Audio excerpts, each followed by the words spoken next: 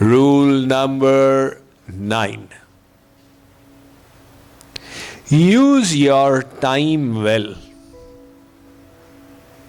Because time is a limited resource that is constantly getting depleted.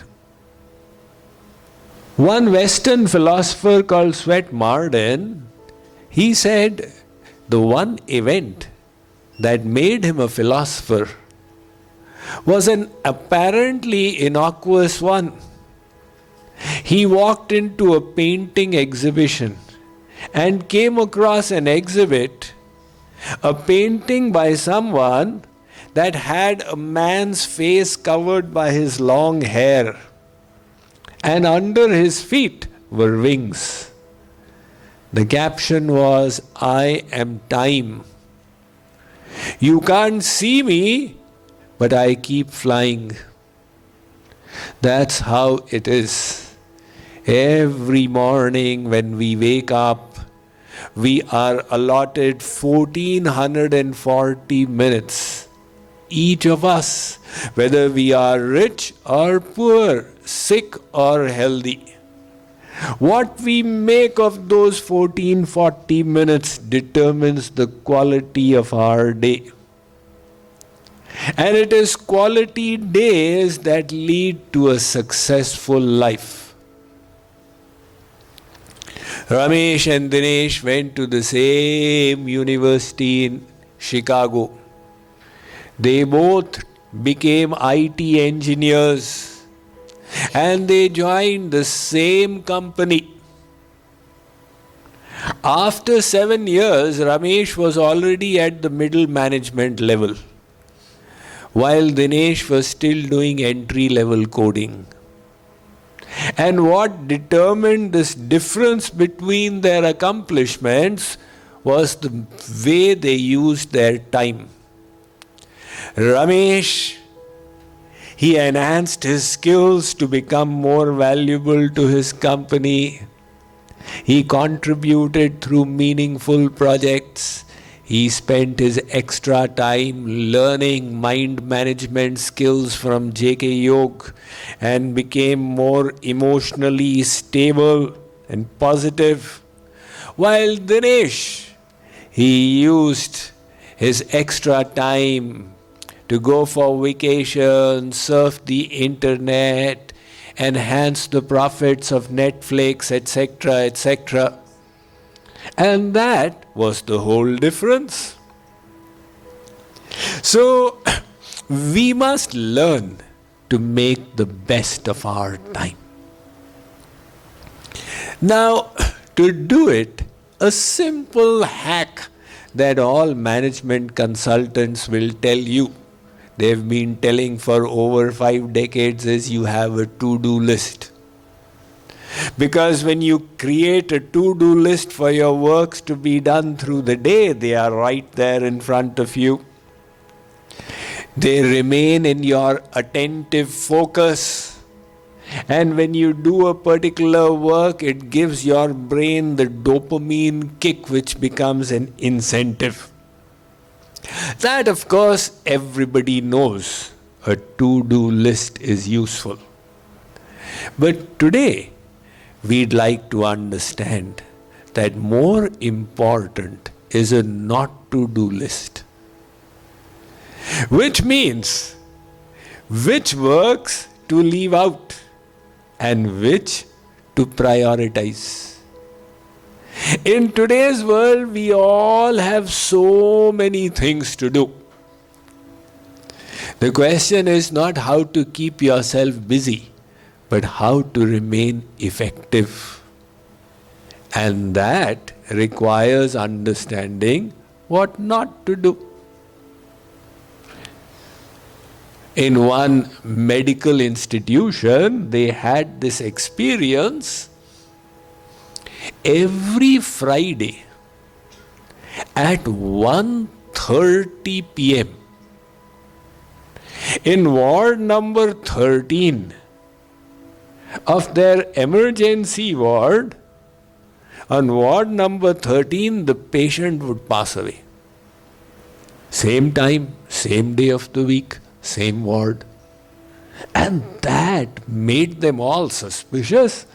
They were all rationalist scientists, but here is a hocus pocus voodoo that is inexplicable. What in the world is going on? They called a mystic monk and said, can you figure out what is the jinx in ward number 13, which happens on Fridays?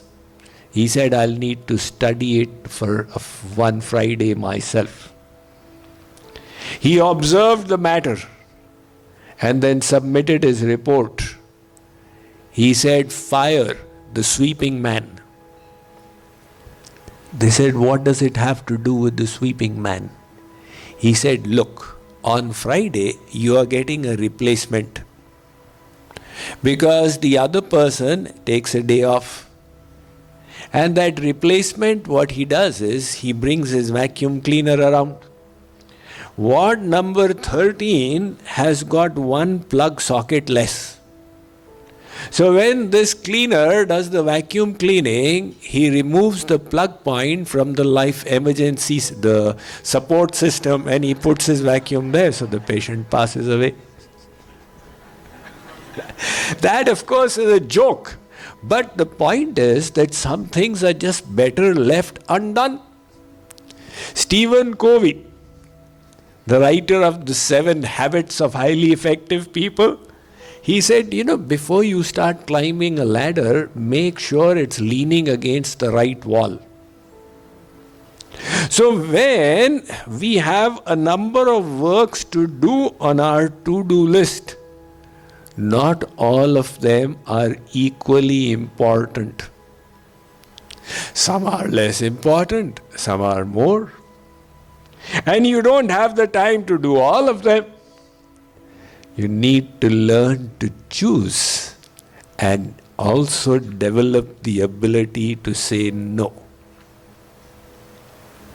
Warren Buffett was asked, what is your $80 billion secret? Because he was at one time the richest man in the world.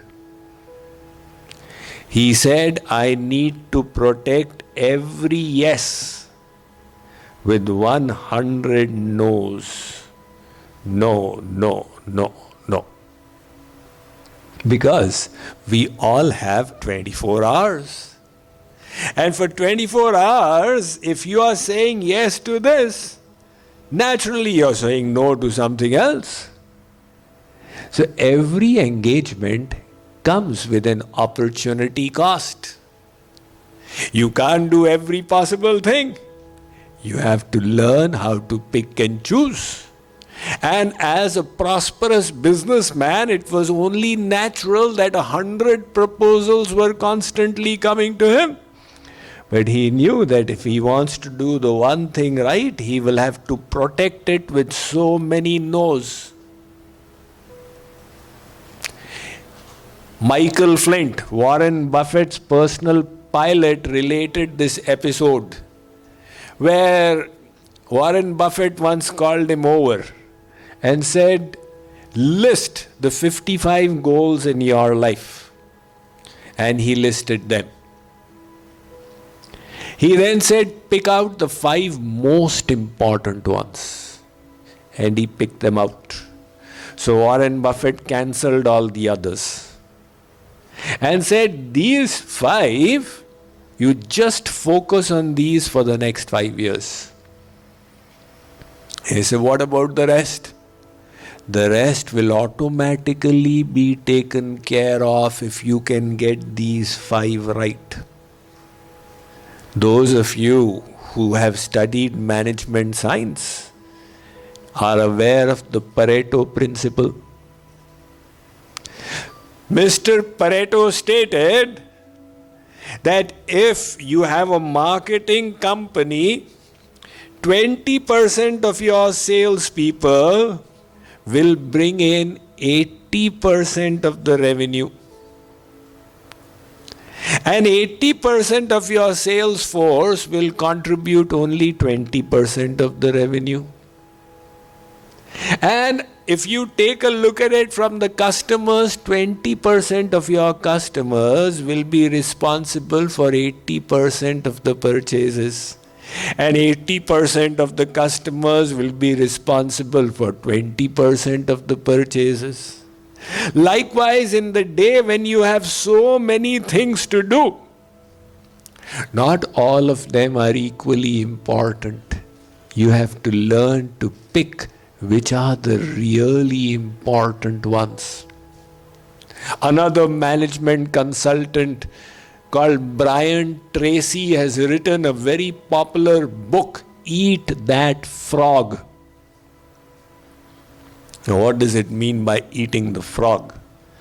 The frog is the one item on your to-do list which, as per Pareto's principle, will make such a huge difference.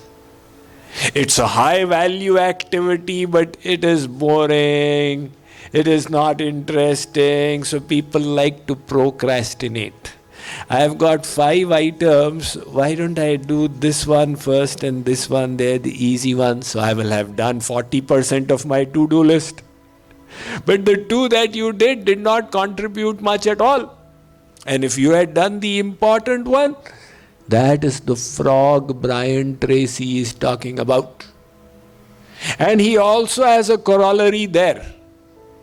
If there are 2 frogs on your list, then eat the uglier frog first.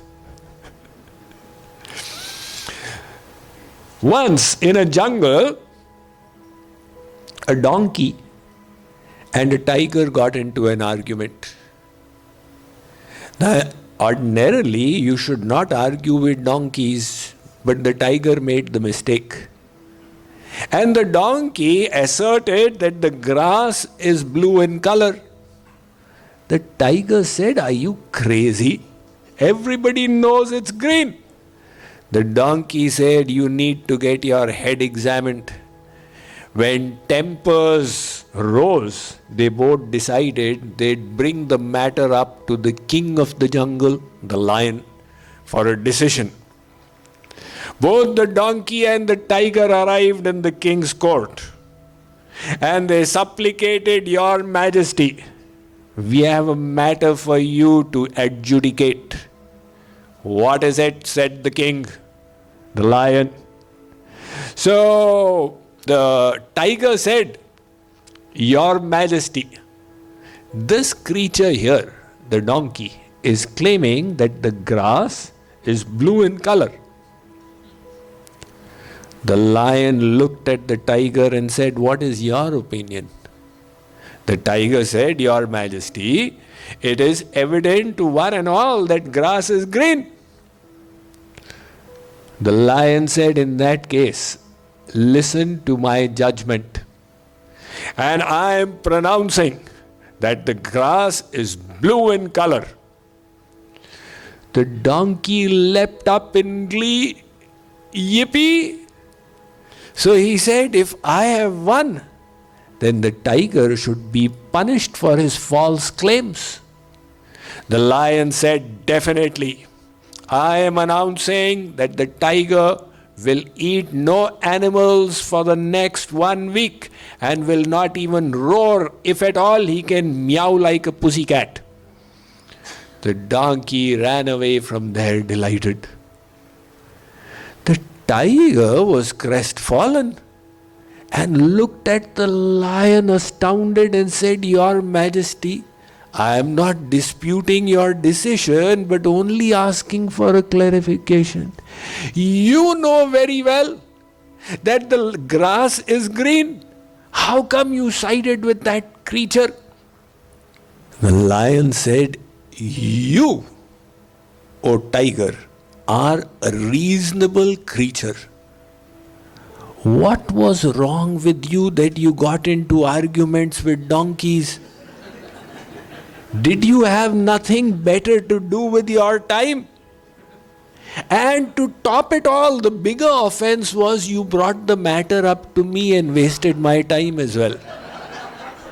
That is why you are being punished." So the ability to say no and to pick the important tasks makes the whole difference. People come and ask me, Swamiji, how do you manage a worldwide organization? Now in the JKYog umbrella, we've got about 150 organizations. So how do you manage it all? You don't seem to be particularly stressed or particularly in a hurry. What is the secret? I say, it's very simple. You just need to keep an eye on what is the most important thing right now. Whether it is the frog or whatever it is, what is the most important thing as of now, and just keep doing that. And when you are doing that, you are doing the best you can. You can never do better than the best you can. So just focus on doing the best thing right now. That's what I do.